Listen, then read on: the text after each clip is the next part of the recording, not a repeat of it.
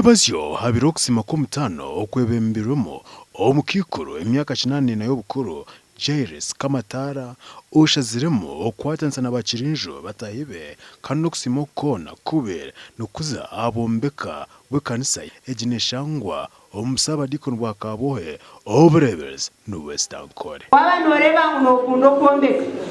ninga waba noreba kw'ekizimbe ekyo nikikushemeza hate mpaka reka tuzurugemu church mbenimbuza ngo bakajombeka omufezisha ubwo bakora fundraising y'emirundi eshatu niyo bakoze itwe Kyagaju nagumwe tukazirasa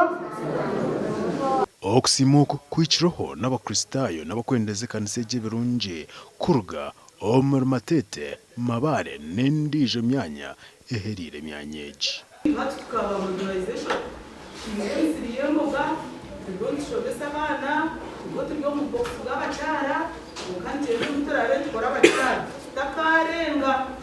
Ekanisa erikwenda kwombekwa omwanya ogu neyokezaho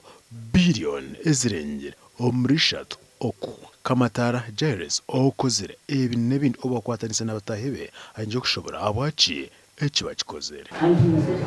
Kandi n'abantu banjye abarinze kasigara n'amabuzi matomo n'oka munonga ukandi okuzire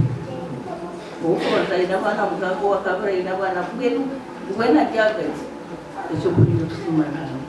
ogu ashabira buri omwe okunja kwekwasa harahanga omuri bukimwe abokuba harahanga mbasise oguse emyaka 8 n'ay'obukuru n'obu nakiraba omuburebezi butari munabona munonga kenwara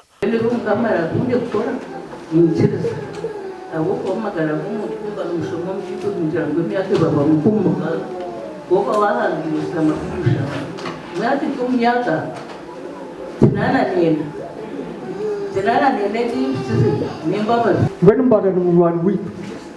mbara no manyani yatuzire ntuzakuriza bushenyi kandi tugankahi mbara mbere kuratara abana bayo abadini kakwate na Kyagaju yature yatusasa yatupadirioni makagaha ahasane ngo kubanze sente zuzifu nawe cyo kujya kusimba ruhanga ahubwo ngo kuyo kuko Our TV West Senyomo